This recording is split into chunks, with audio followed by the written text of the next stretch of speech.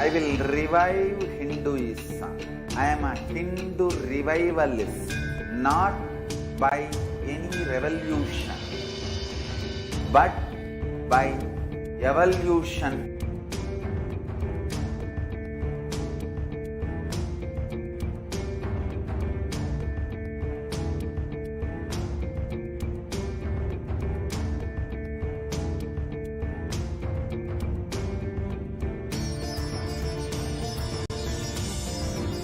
And setting model community.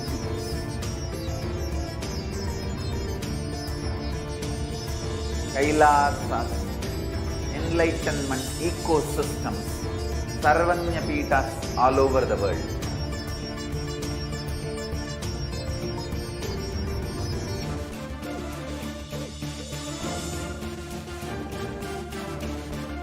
All powerful cognition, knowledge, only when you live, power manifestation and possibilities manifestation happens. It's a fundamental truth.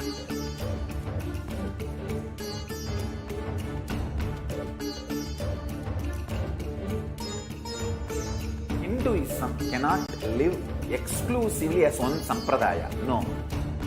All sampradayas of Hinduism is an ecosystem.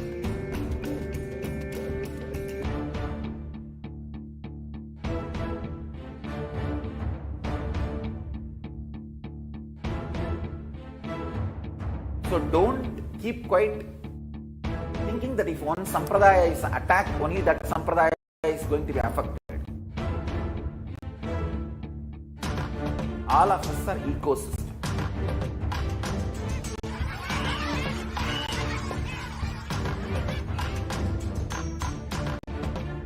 I invite all of you to get involved and enjoy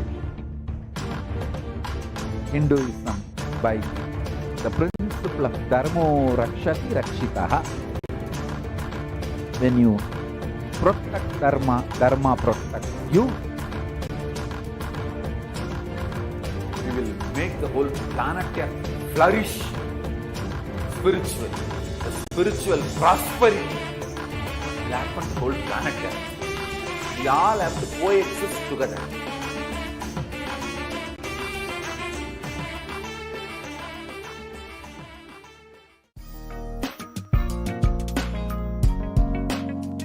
We get you health. We get you ability to build beautiful relationships in your life. We get you direct spiritual support, and we make sure you become wealthy.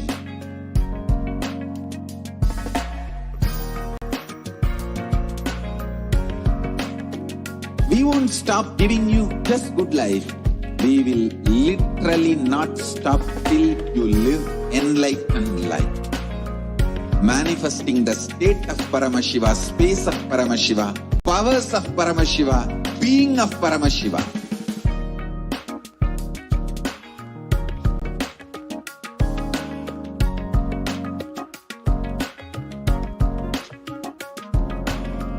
Whole world should become Kailasians.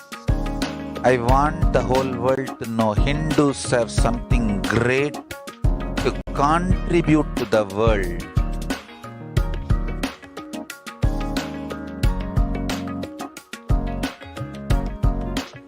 We have something great to contribute to the world. Let us do that.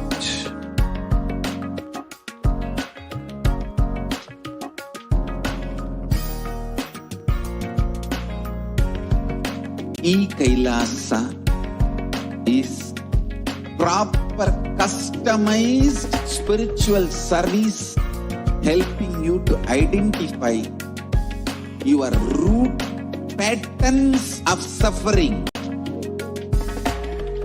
We have perfected the science of helping every individual from every cultural, religious, nationality background.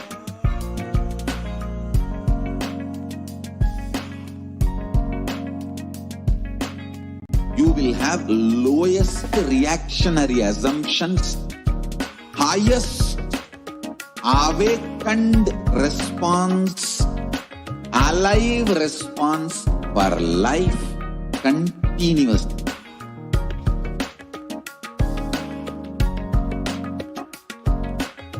Kailasa is enlightenment ecosystem, literally enlightenment itself in your own home, wherever you are.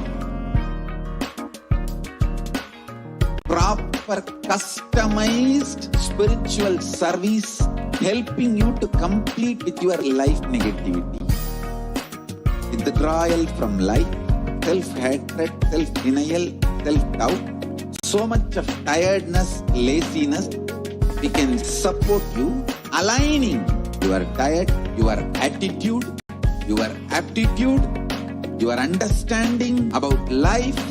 We can help you with everything.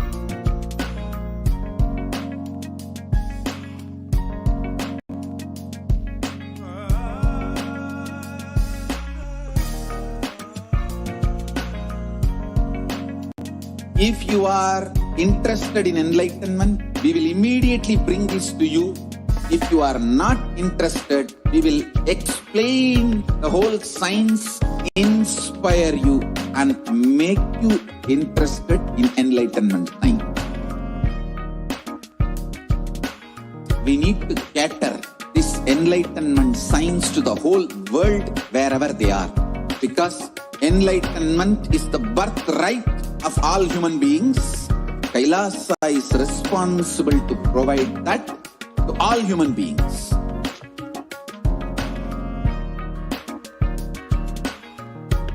Kailasa is the totality of the knowledge I received from my gurus and practice manifested in my life, perfected by teaching millions of people from all cultures, time zones, backgrounds, genders, nationality, race, from every creed.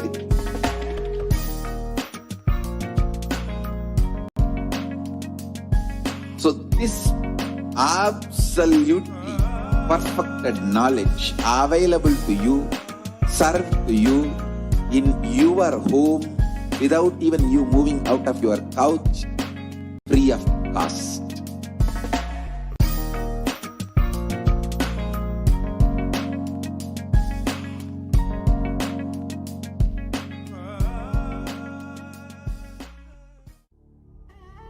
What I mean by the word Kailasa, listen intensely. Enlightenment ecosystem, literally enlightenment itself in your own home, wherever you are. If you cannot come to Kailasa, it's okay. Kailasa can come to you. Kailasa coming to you is Kailasa.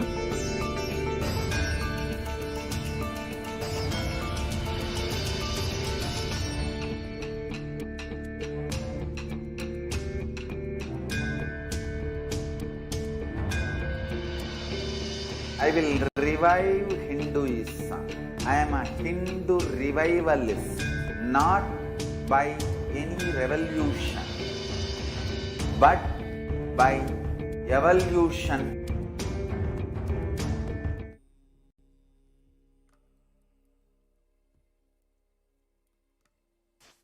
Welcome back. And as we were looking at what the COVID Care Protection Center, especially in Adi Kailasa, as Devi Parashakti revealed in the Akashic readings, the Adi Kailasa ship that was made by the Supreme Pontiff of Hinduism, Nithyananda Paramashivam, over 12 years back, and which is going to flower this Guru Purnima and is going to be the hope and succor for whole of humanity, because anyone and everyone is welcome to come and take a dip in the holy sacred waters of the Vaidya Sarovar, which will be collecting the waters pouring on the 21 feet Navapashana Linga. This is exactly what Devi Parashakti revealed would be the solution for the third wave of the corona pandemic. What is this Navapashana Linga all about? How did the making of it happen? It's a historic happening where the 21 feet Navapashana Linga was not only the whole mixture, the alchemy, spiritual alchemy process that went into the making of it in the divine presence of the Supreme Pontiff of Hinduism, Nithyananda Paramashivam, the whole chemistry, the alchemy behind it, and how it is going to save humanity. What really went into the making? Let us watch this priceless video recording of the same that happened way back in 2008, May the 18th, the night when the Supreme Pontiff of Hinduism is supervising himself, guiding himself, the making of this Navapashana, which is the core of the Navapashana Linga, which is as per the great science of Siddha, is the magical composition that is the cure all. So let us watch this video and see how the Supreme Pontiff of Hinduism has given the captain of the ship, of the Adi Kailasa ship, though he has been exiled into statelessness, has given humanity this priceless gift.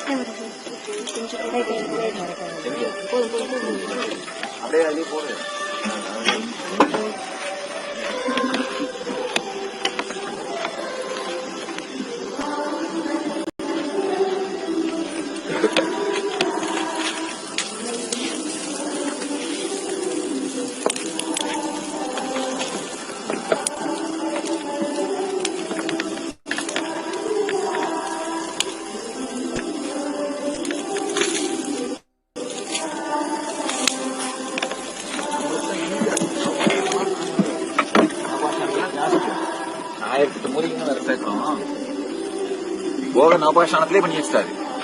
அந்த நவபாஷானத்தோட 1008 மூலிகைகளையும் சேர்த்து பண்றோம். சேர்த்து சுதாமூர்த்தியா பண்ணி வைக்கிறோம்.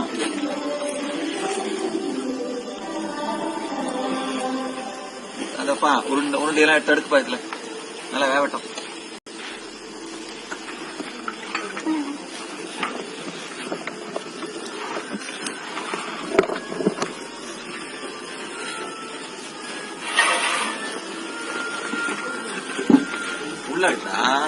உள்ள அடுக்கு மேல அடுக்கு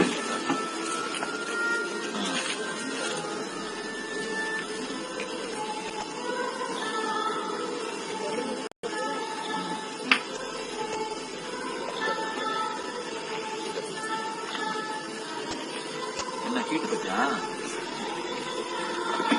அந்த நெருப்பு விட்டு போன ஹீட் இருக்காரு. இந்த நெருப்பு பயன் ஹீட்டா இருக்கணும். காரணம் எரிஞ்சது எரியுது.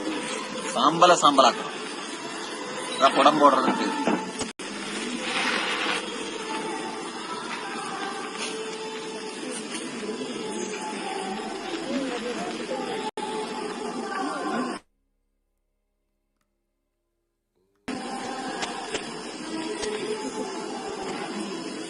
அப்படியே போட்டு போய்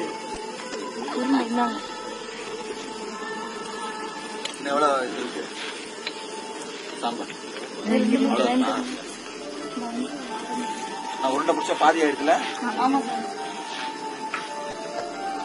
மொத்தமா எரிச்சு வரும்போது பாத்தீங்கன்னா சும்மா ஒரு இவ்வளவுதான் இருக்கும். புடம் போட்டு பாத்தீங்கன்னா இவ்வளவுதான் இருக்கும். சும்மா ஒரு படிதான் இருக்கும்.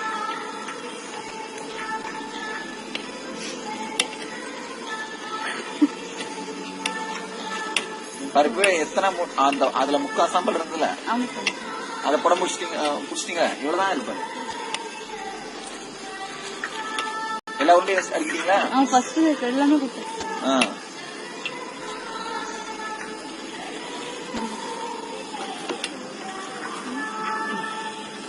நாலஞ்சு தட்டில் மாற்றி மாற்றி அடுத்து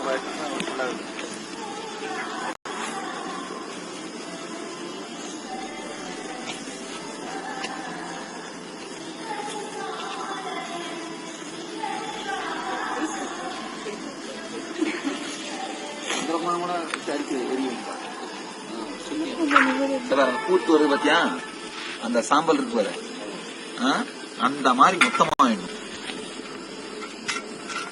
அதுக்கப்புறம் திரும்ப அதை நெய் ஊற்றி இப்ப ஜலிச்சு திரும்ப அதை நெய் ஊற்றி உருண்டை பிடிச்சி எரிக்கணும்.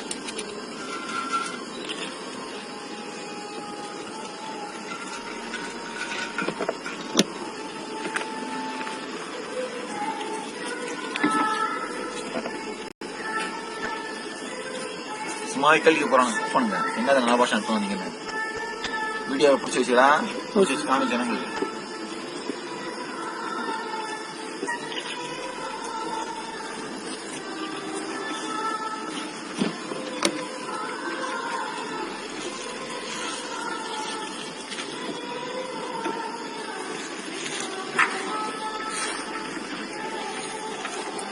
அலுமினி பாத்திரம் பிடிக்காங்க, முடிச்சுட்டு செப்பு பிராஸ் ஏதாவது பாத்திரம் வச்சு அதில் பிடிங்க.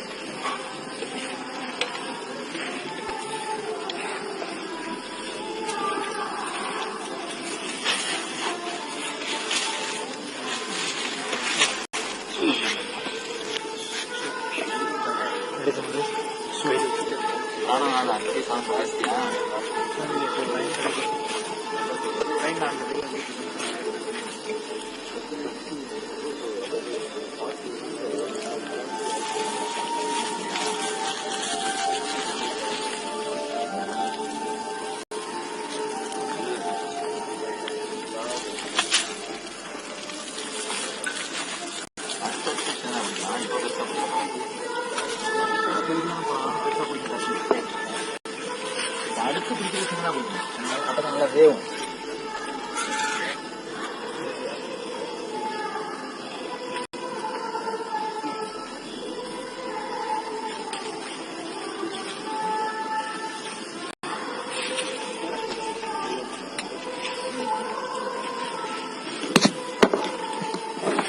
உடம்பு போட போட சாஃப்ட் பார்ட்டிகிள்ஸ் மாதிரி இருந்தா அப்ப என்ன குழைச்சோம்னா அப்படியே கப்புன்னு சில பிடிச்சிடும். புரியுதா? பண்ணிட முடியும். மெடிசனல் குவாலிட்டி ஜாஸ்தி ஆயிடும். கியூர் ஆக ஆக இதுல சேர்க்கிற மெடிசன் வந்து குணம் கெடாம இருக்கும். சாலிட் பார்ட்டிகிள்ஸ் இருக்கிறது இதுல சேர்க்கிற மெடிசனோட குவாலிட்டி குறைஞ்சிரும். இந்த மெடிசன் பேஸ் தானே இது.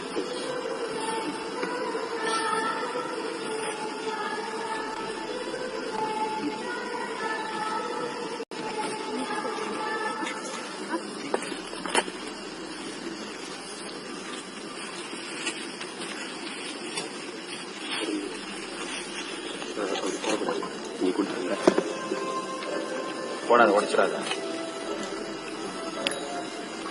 நிறைய பக்கம் அப்புறம் இல்லை.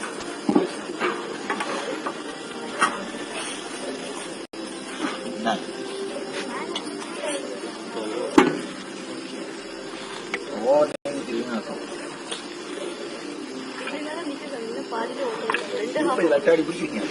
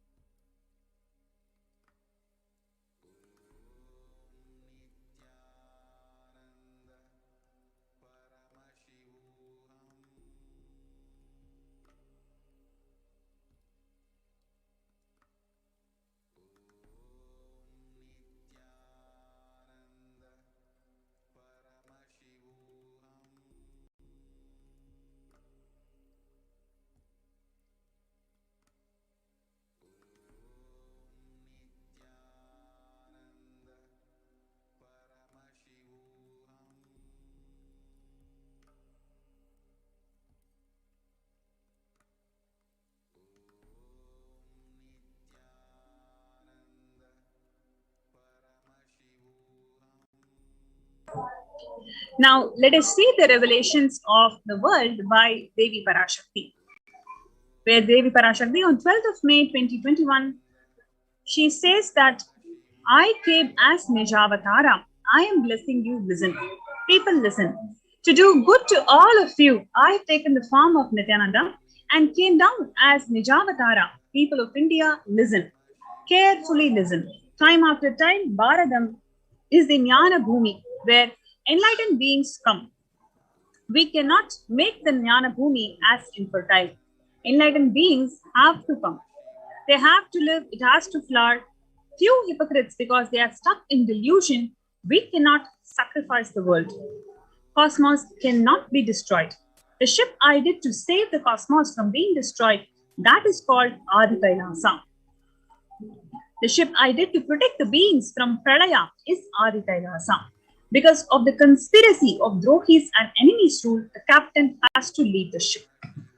It is because of the Drohis, it is because of the anti-Hindu elements and the Neo-Hindutva groups of their relentless persecution on the SPH, the captain has to leave the ship. Before 12 years, knowing the great deluge that is going to happen, all the Aushadas, by this Guru Purnima, that Jnana Rasavadam, Navapashana is going to flower. Allow people to come and take a dip in Navapashana flower. People, whoever comes and dips in Vaidya Sarovar, they will not have death. They will not have corona. Crores and crores of people will come in line every day. They will come and dip in Ananda Lingam. Listen well to my words. For India, I made a ship as protection. The Nithyananda Navapashana Lingam in Vaidya Sarovar. Go to Adi Kailasa. Oh Indians, listen. All those regretting losing the Nithyananda Nijavatara without confusion and without talking as a lip service, go to Adi Kailasa. It is the grace and compassion of the Supreme Pontiff of Hinduism that he has opened the doors of Adi Kailasa. He has opened the doors of Kailasa when the entire world is closing their borders. It is Swamiji who has opened the doors of Kailasa for people to protect themselves from this ongoing pandemic. Today we have seen that large number of people, more than 50% of the population is suffering for the mental disorders. You take any target population, target group, whether it is pregnant women or young people, young workforce, every single target population is enormously affected. In fact, the rate is about 3-fold more than what it used to be in terms of people showing the symptoms of mental disorder. Now, what we are listening from Devi Parashakti is that knowing this pralaya is going to happen, it is the grace and compassion of the Nijavatara, the Supreme Pontiff of Hinduism, Swamiji, to open the doors of Kailasa, to open the doors of Adi Kailasa for people to come and reside and get protected from COVID. So now we're going to see a very interesting video where we can see how Swamiji has prepared this AK ship, this Adi Kailasa ship. What amount of hard work went in making this ship happen? Let's watch this very interesting video. It gives us the glimpse of the amount of hard work, micromanagement, and relentless effort to make this Adi Kailasa happen for the humanity to benefit from Pralaya.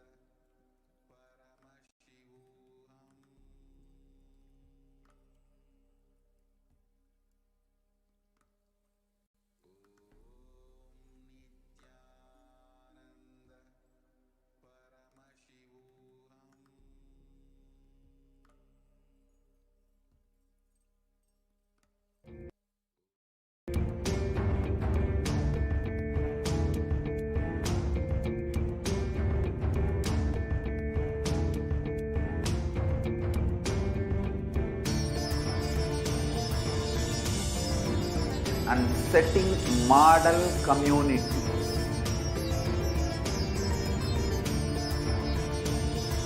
Kailasa's enlightenment ecosystems, Sarvanya Peethas all over the world.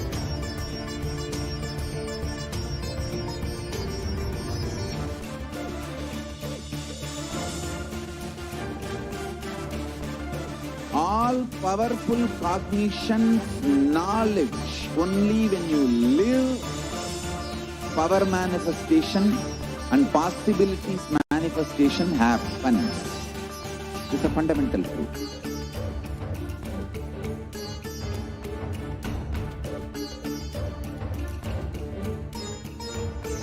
Hinduism cannot live exclusively as one sampradaya. No. All sampradayas of Hinduism is an ecosystem.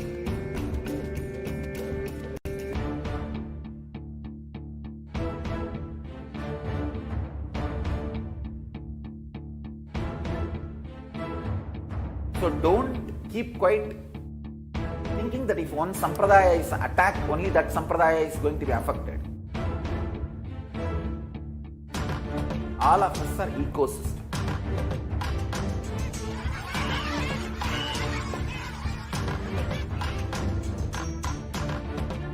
I invite all of you to get involved and enjoy Hinduism by the principle of Dharmo Rakshati Rakshitaha. When you protect Dharma, Dharma protects you. We will make the whole planet flourish spiritually. The spiritual prosperity will happen to the whole planet. We all have to coexist together.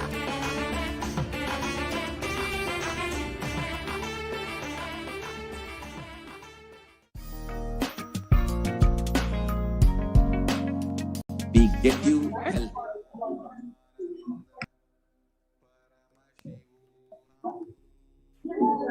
The free COVID care centers that are opened across India includes Adi Kailasa in Bidadi, Salem Adinam in Tamil Nadu, Thiruvannamalai Adinam in Tamil Nadu, Rajapalayam Adinam in Tamil Nadu, Puduvai Adinam in Puducherry, Pattanam Adinam in Tamil Nadu, Sirakapadi Adinam in Tamil Nadu, Sripuram Adinam in Hyderabad, Madurai Adinam in Tamil Nadu, Avattipalayam in Tamil Nadu, Hosur Adinam in Tamil Nadu, Baroda Adinam in Gujarat.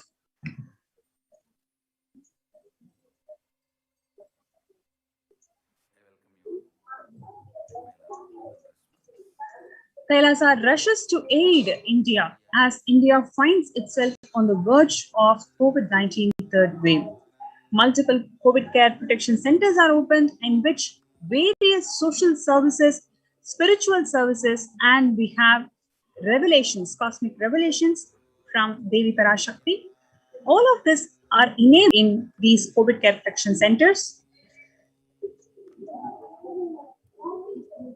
Number of social services includes medical care, infrastructure to accommodate thousands of people, accommodation for multi-layered quarantine facilities, emergency ambulances, personal protective medical equipment, food security management through food banks, organic farming, and a number of social services that are going to benefit people whoever comes to these de facto spiritual embassies of Kailasa for COVID protection.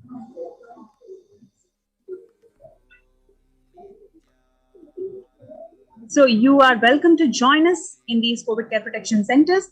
All you need to do is register yourself in these following link: kailasa.org/Kailasa Care, KAILASA.org/KAILASA CARE. So you are welcome to join us to protect yourself from this ongoing pandemic. Especially, it is not the deaths due to the pandemic, what the world is facing today. It is the number of deaths, number of people who are suffering due to quarantining themselves, due to economic breakdown that's happening in the world, due to losing their beloved ones, and various other factors. A number of people greater percentage of people are suffering from the mental breakdown than the actual pandemic itself. The Supreme Pontiff of Hinduism, Jagadguru Mahasannidhanam, His Divine Holiness Swamiji has opened the doors of Kailasa for you to benefit from this ongoing pandemic by you experiencing a spiritual breakthrough, by you being in this Bhusparsha, protected spaces that he himself has energized and he himself has prepared 12 years before, especially the Nithyananda Navapashana Lingam that is going to protect and heal people from COVID. So we invite people to join us in these COVID care protection centers, and you can register yourself in the link below, which is kailasa.org/Kailasa Care. Let's take a few minutes to register ourselves. And next, we are going to have a segment on the displacement of women due to the ongoing persecution of Hindus by the anti-Hindu elements and the neo-Hindutva groups. So before we go to that segment, let's take a few minutes to register ourselves in for these COVID care protection centers, and we'll be right back.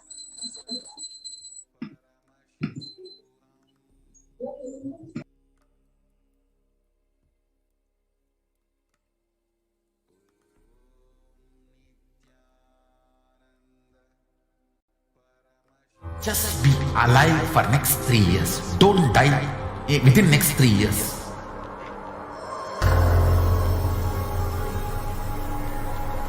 Just don't die within next 3 years. Be alive. Somehow be alive. I'm working sincerely. I will reach you somehow. Somehow I will reach you.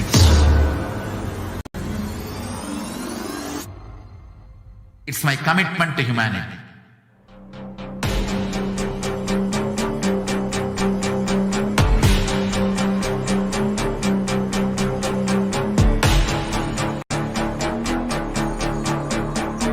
Just don't die within the next 3 years.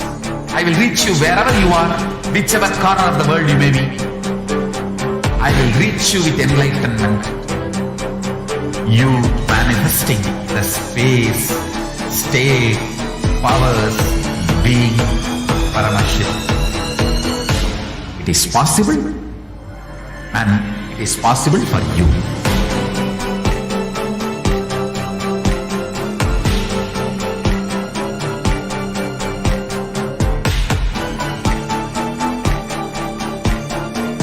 Paramashiva will reach you with enlightenment science.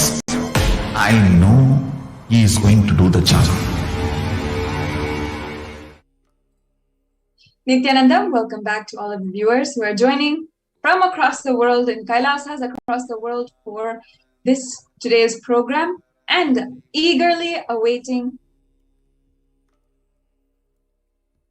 Nithyananda. Welcome back to all of the viewers and welcome back to all the viewers who are joining across the world for this program, eagerly awaiting the darshan of the Supreme Pontiff of Hinduism, which is going to be happening live at 9 p.m. IST. And each and every one of you, I'm sure, is waiting to have the darshan of the Supreme Pontiff of Hinduism. And right now, we'll be proceeding into the segment where we are understanding and presenting to each and every one of you the persecution of the Supreme Pontiff of Hinduism. Over the last few days, in the previous segment, we saw how even children were not left out in the attacks by the anti-Hindu militant terrorist forces. We saw and we were introduced to Nithya Prajnanananda, who had been through some of the worst violent situations, attacks, had been one of the victims of the attacks against the Adinam, the Adi Kailasa Sarvagnipeetham in 2010, as well as in 2012, as well as in 2017, and in YSJB in Yogini Sarvagnipeetham in 2019. Nithya Prajnanananda is one of the children of Kailasa, the hopes and future of Hinduism itself, and Kailasa, the Hindu civilizational nation. And yesterday she started to share her story on how the anti-Hindu militant forces had literally, in one instance, held her at gunpoint, forced her and other Gurukul students inside of a room, and how terrified she was. Previously on these segments, I myself have come forward and I wanted to take a few minutes of your time, the viewers' time, to share my own story. And from the depth of my heart, when I found out that other children, my sisters from Kailasa, from my nation, are suffering in the same way, even countries apart, even while they're in different countries, whether in Malaysia, while they're in the United States and Canada, by the anti-Hindu nexus, which is spread across all over the world. And if many of you do not know yet, the UN has finally recognized the persecution against the Supreme Pontiff of Hinduism. And in the link below, you can find where the Human Rights Commission of the United Nations has officially recognized Kailasa, and the Supreme Pontiff of Hinduism has recognized the persecution that is ongoing. And finally, I can say, after more than a decade-long fighting against these anti-Hindu militant forces, and just at the very least, trying to defend ourselves, trying to live the Hindu lifestyle despite these attacks, and of course, seeing the Supreme Pontiff of Hinduism undergo the worst kind of attacks, it is at least one victory, one place where we have some reprieve of being able to say that the United Nations has recognized what has happened. I invite each and every one of the viewers to see the link below for where the Human Rights Commission has displayed Kailasa among its recognized persecutions and persecuted communities, and where the Human Rights Commission has even published the report on the women of Kailasa, the persecution of the Supreme Pontiff of Hinduism. Speaking as a child, as a survivor of the child sexual abuse, child rape, and several accounts of manipulation by the leaders of the anti-Hindu militant forces, it is at least one reprieve, one place where we have finally had the truth known to the world. I encourage and deeply request each and every one of the viewers who are watching now, please share this link and make sure that all Hindus, everyone knows the truth ongoing, the persecution ongoing against the Supreme Pontiff of Hinduism. Now today, we will be understanding and continuing further from yesterday's segment on the attacks against indigenous schools and the Nithyananda Gurukul in particular.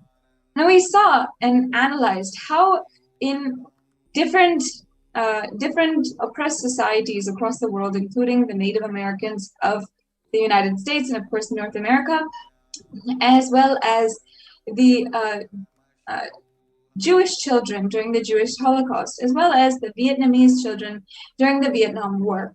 We had seen how, as a tactic they used to entirely jeopardize the future and stability of a certain minority and a certain community, they had ensured that they attack the schools and what the children are learning, what the schools are teaching, infiltrating the schools and taking over schools and ensuring that the schools are not able to run according to their heritage, teach the heritage, and ensure that the heritage, the beautiful heritage, the sacred heritage of their religion and the community is passed down to the children of the future generation of that community. We saw, for example, how the Native Americans had been imposed upon them a Native American school where tens of thousands of Native American children had to go to assimilation schools where they would be taught English, they would be where none of their own religious scriptural and religious accordances and traditions were taught to them, where literally they were forced to almost disidentify from their birthright, from their religion and from their community. In fact, some of the documents that had recorded all of the persecution that happened against Native Americans even said that the U.S. government at that point had even recorded saying that the schools should literally kill the Indian, meaning the Native American, inside and leave the man behind, showing that the imposition of this school system was directly in order to destroy the heritage and the culture of that community. We've seen it in the Native Americans in North America. We've also seen the same thing in the Jewish Holocaust, how the children, Jews and other children alike, they were taught how Jewish, in somehow or some way, were inherently bad, making the Jewish population, the Jewish heritage, seem as if it was a completely negative, completely opposite, and backward, in quotes, society or backward religion. The way that they would even write children's books so that they would directly manipulate the children themselves to start thinking from the very beginning that the Jewish culture, there was something inherently wrong with it. And this was all the ideas, tactics used by the Nazi criminals in the Nazi government. We saw at that time how literally they would manipulate, and they would also cancel, destroy, and take over the Hebrew schools where the Jewish heritage was taught, and they would outlaw Jewish lessons that would go on, and they would ensure that even at home with their own parents, the kids could not even learn. Only in secrecy they could do their prayers, they could do their prayers, they could learn their heritage. In this same way, the children of the indigenous school of the Nithyananda Gurukul, which the Supreme Pontiff of Hinduism had revived successfully, and even had manifested the supreme powers of Paramashiva through the Nithyananda Gurukul Balasans, where today even you are seeing all the Balasans being able to manifest Shaktis, manifest being able to see without your biological eyes, manifest body scanning, being able to see the body and diagnose any mental or even physical problems, and even remote vision, even materialization, teleportation, these extraordinary, innate capabilities that were radiating and are radiating inside of the Nithyananda Gurukul Balasans. Each and every one of the Balasans were initiated, and this beautiful Gurukul system was revived successfully by the Supreme Pontiff of Hinduism, and he demonstrated in year after year how in the Gurukul he had created this ecosystem for training, nurturing a child to manifest their utmost, their highest ambition and their highest potential as a human being, and literally live as superhumans, literally live as incarnations on planet Earth. That was the vision that the Supreme Pontiff of Hinduism had and was giving the ecosystem for within Nithyananda Gurukul. Nithyananda Gurukul was established in 2006 officially.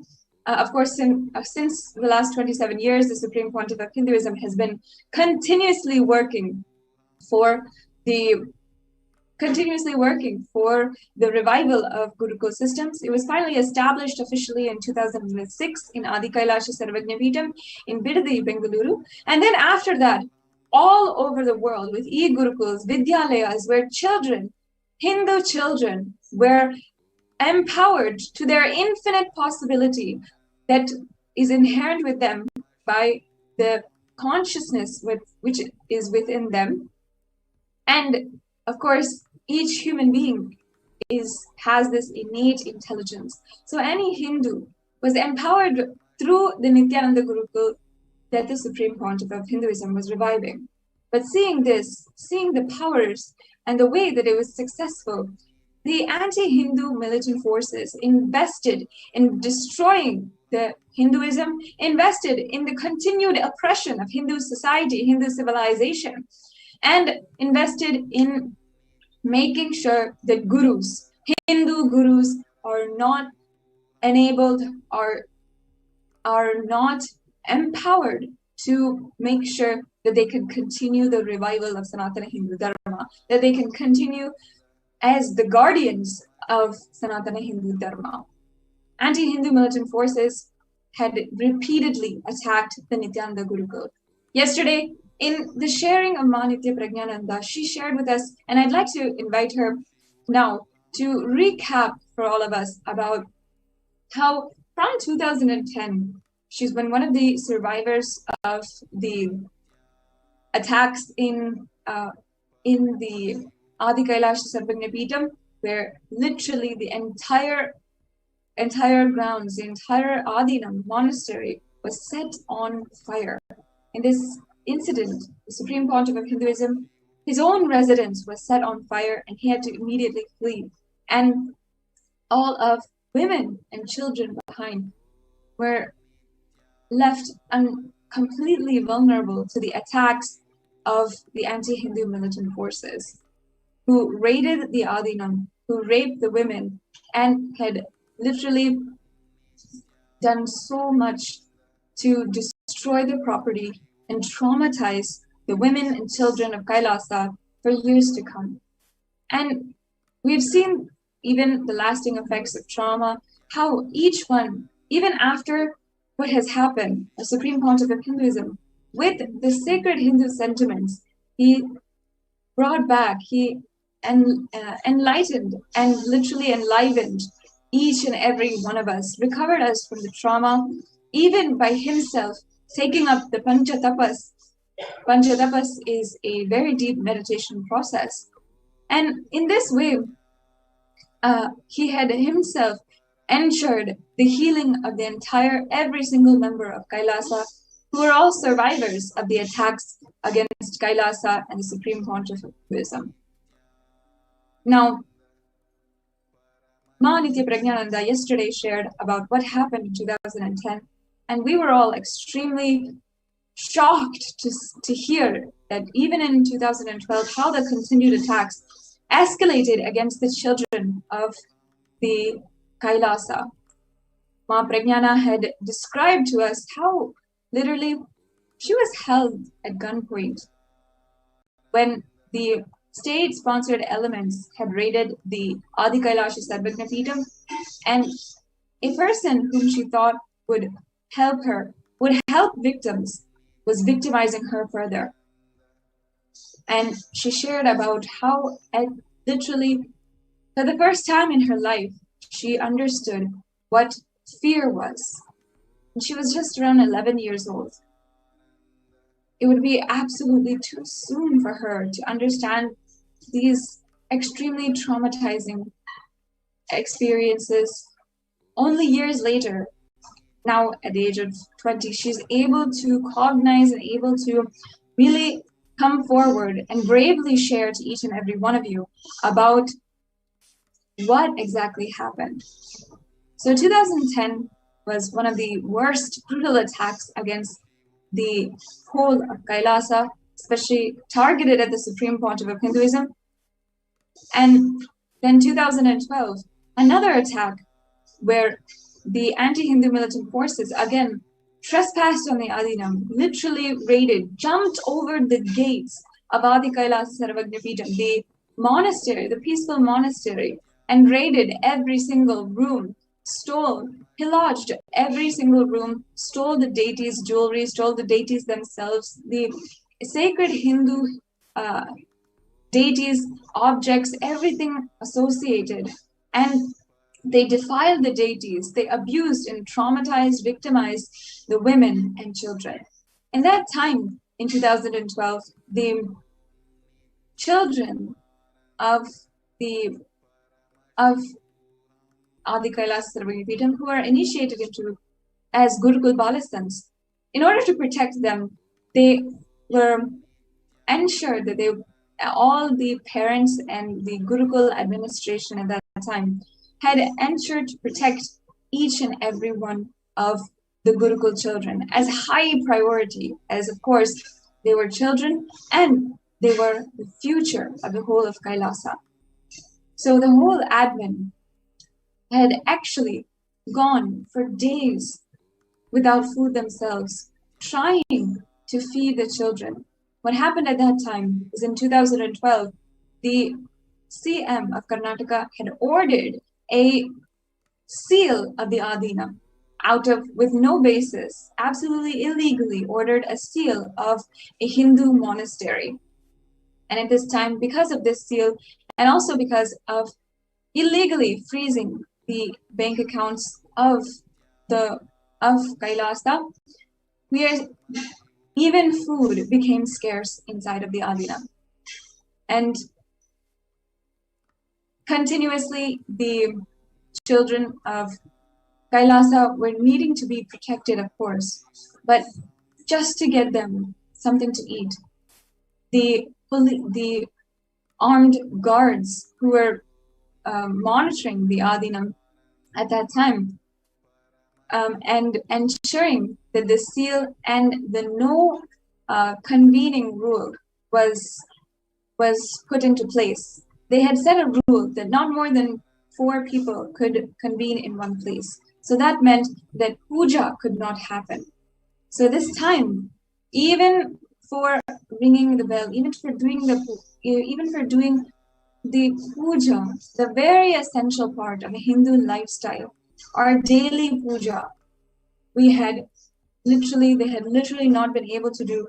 They should, even if they had to do, even when they did it, we all had done it secretly and ensured we could not ring the bell, we could not make the noise, we could not chant loudly, we could not even do it with our fellow brahmacharis and balasans and adinavasis. It had to be done secretly, because it was not allowed, and the police would not allow. They would literally disperse anyone who was doing puja if they saw. Now, I'd like to ask the viewers, what exactly is the difference between what they did here, what these anti-Hindu militant forces did here, and what they did what the terrorist forces, the Nazi government did in the Jewish Holocaust? Where in that situation also, the prayers of Jewish heritage were absolutely stopped, policed, and they were discriminated, and they could only do their own sacred sentiments. They could only pray, and they could only conduct their own heritage rituals in secret and by themselves in locked corners, in locked rooms, and ensure nobody was seen, absolutely in secret somewhere where nobody could see them. In the same way, the Hindu heritage and the children and all of the people of Kailasa in the 2012 attacks against Kailasa and the Supreme Pontiff of Hinduism, the entire Kailasa was subject to a absolute denial of basic human rights. Now, in order to explain to us briefly about the further attacks in 2013, Ma Nithyananda is joining us once again.